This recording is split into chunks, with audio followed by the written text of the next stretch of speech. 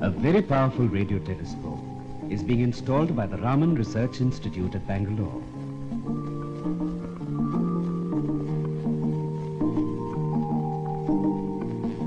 If there is a God, we must look for him in the universe.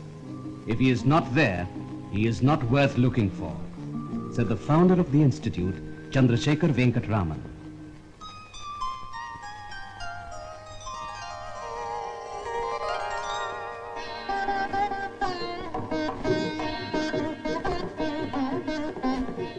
C.V. Raman was born at Tiruvannaikaval near Trichinopoli in Tamil Nadu on 7th November 1888 to Parvati Ammal. Chandrasekhar Iyer, his father, was a school teacher. Raman was the second of 8 children.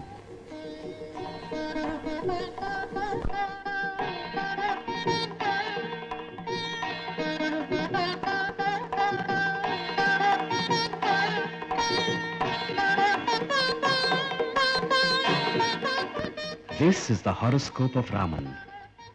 But Raman did not believe in astrology. When Raman was just 3 years old, his father became a lecturer in the Avian College at Visakhapatnam.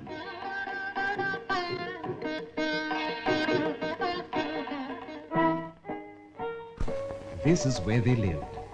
While listening to his father's violin, the young Raman perhaps looked at the roaring sea and wondered, why is the sea blue?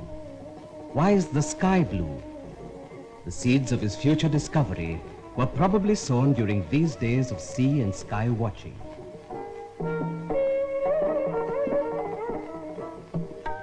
At the rather tender age of 13, Raman joined the Presidency College Madras. Some of his teachers originally thought that he was a schoolboy who entered the college by mistake. The same teachers later praised his caliber profusely. In fact, they exempted him from attending the science classes because he was far ahead of his class. His first research paper, Unsymmetrical Diffraction Bands Due to a Rectangular Aperture. This was published in the London Philosophical Magazine in 1906.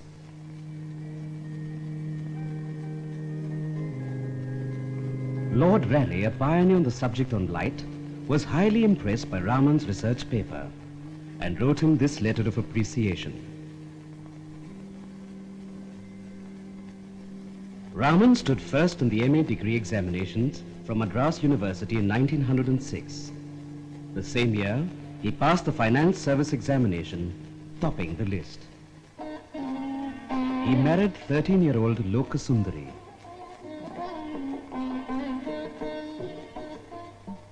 Raman got the prestigious position of Assistant Accountant General at Calcutta at the age of 18. Within a week of his arrival, while traveling by tram, Raman noticed the board, the Indian Association for the Cultivation of Science. The association was founded in 1876 by Mahendra Lal Sarkar for the cultivation of science through original research. On his way back from office, Raman knocked at the door of the association at 210 Baubazar Street.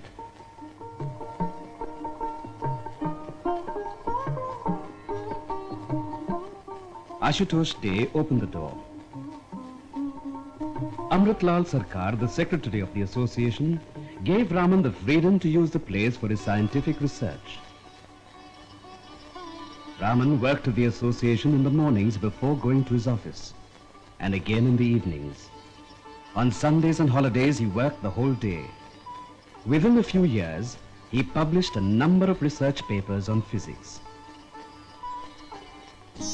Raman was transferred to Rangoon in 1909, but his love for science brought him back to Calcutta again in 1911. He took a house just behind the association so that he could devote more time to research.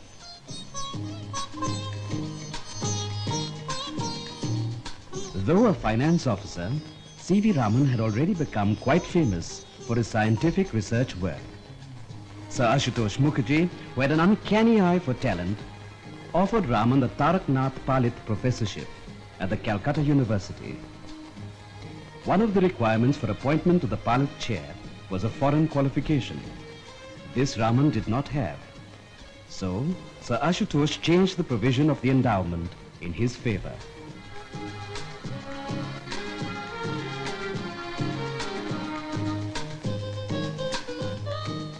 The finance department released one of their best men with great reluctance. During the early period of his Palit professorship, Raman did a lot of work on sound, particularly on musical instruments at the Science College of the University of Calcutta.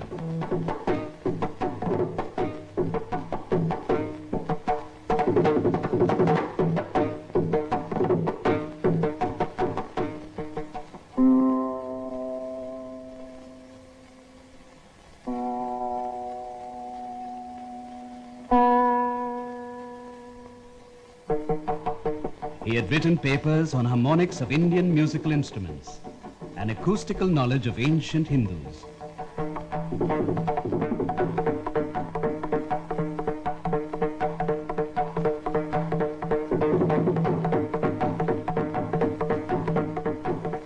Raman explained by experiments the musical expertise of the ancient Hindus.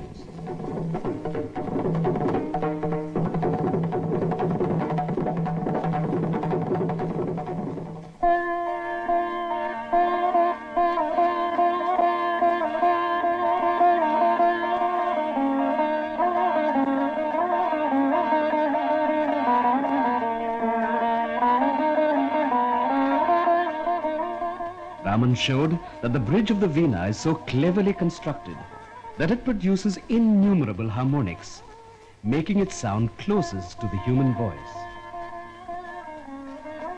Raman became a world authority on sound and musical instruments. His work covered a wide variety of musical instruments, stringed, bowed, and membranes.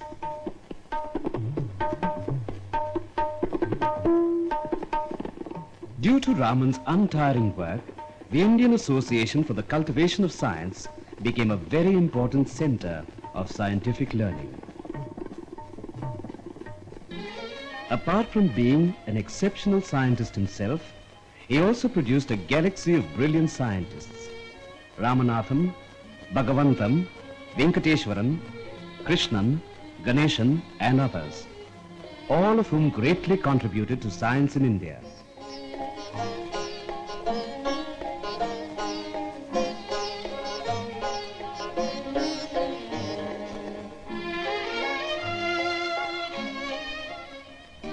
Deeply struck by the blue color of the Mediterranean, he began his research and later proved that the blueness of the sea is not due to the reflection of the sky, but due to the scattering of light by water. Then came the famous experiments that culminated in the discovery of a new radiation. Surprisingly, the experiment was carried out with simple instruments which cost a mere 200 rupees.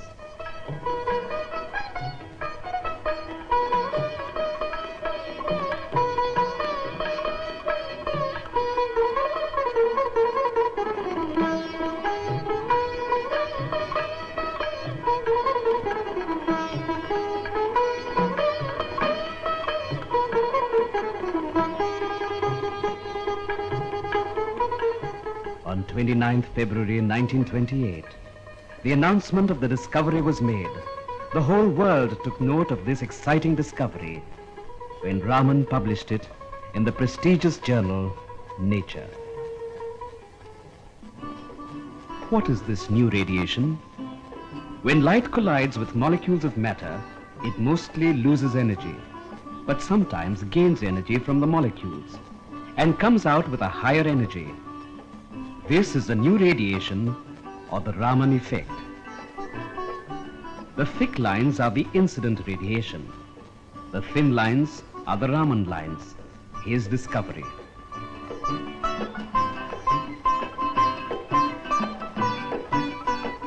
The Raman radiation principle of excess energy can be explained thus. When a billiard ball hits another, it invariably loses energy.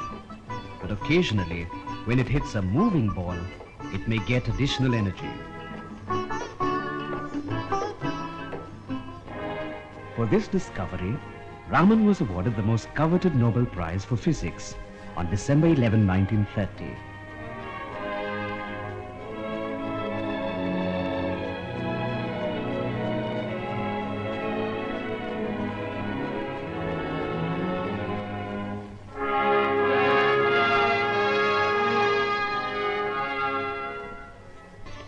Innumerable awards were to follow: the Hughes Medal, the Franklin Medal, and many others, including the highest national award, the Bharat Ratna.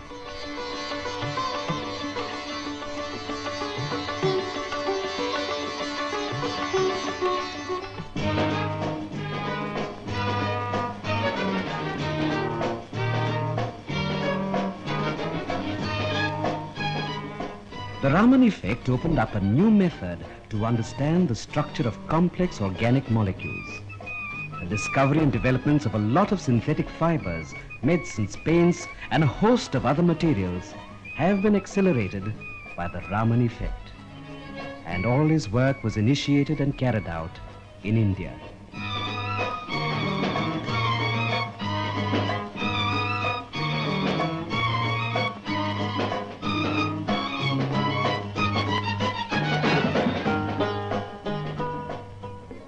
He was invited to a number of countries to give talks on his discovery.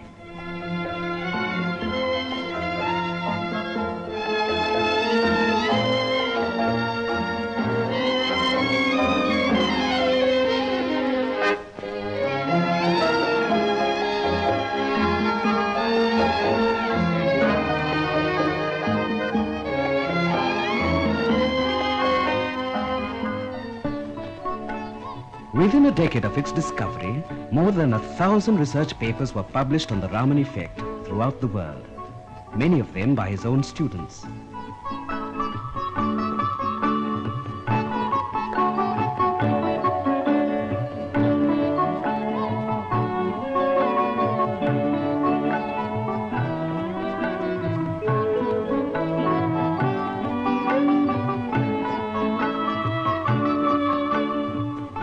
In 1933, Raman became the director of the Indian Institute of Science at Bangalore. Here he conducted a series of experiments on crystals, particularly on a variety of diamonds.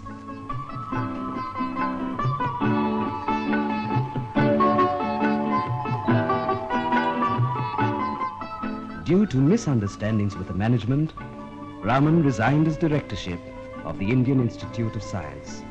However, he stayed on working as a professor of physics for another decade. He founded the Indian Academy of Sciences in 1934 and remained its president for his lifetime. The Academy became a center for the dissemination of scientific knowledge throughout the world.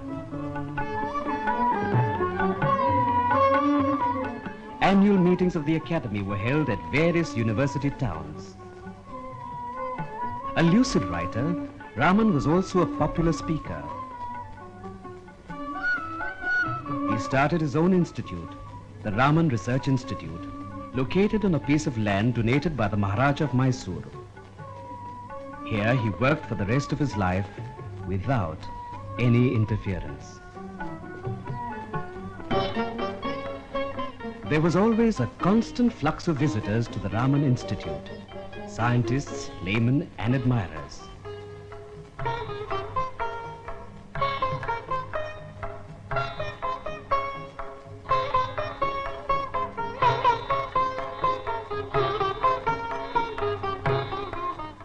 Raman said, "If we can train our children well, we can conquer the world."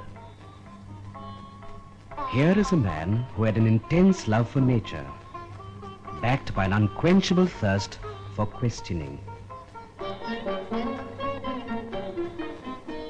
Raman loved colors, and he had a fascination for them, particularly colors in minerals, flowers, shells, birds, and butterflies.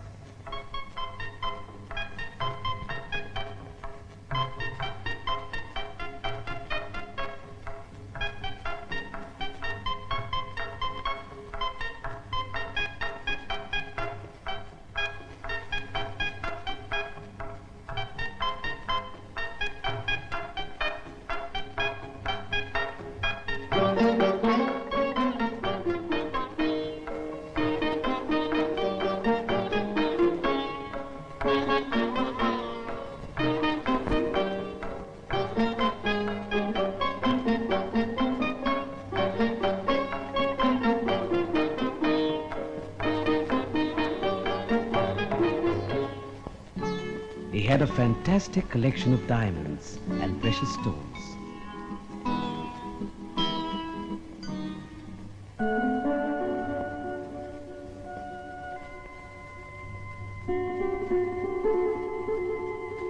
He was stubbornly against people going abroad for science studies. He said before his death, "My life has been an utter failure. I thought I would try to build true science in this country, but all we have is a legion of camp followers of the West." November 21st, 1970. A true colossus fades away into history. Professor C.V. Raman is no more, but his original research in physics and his dedication to science will continue to inspire generations of scientists from all parts of the world.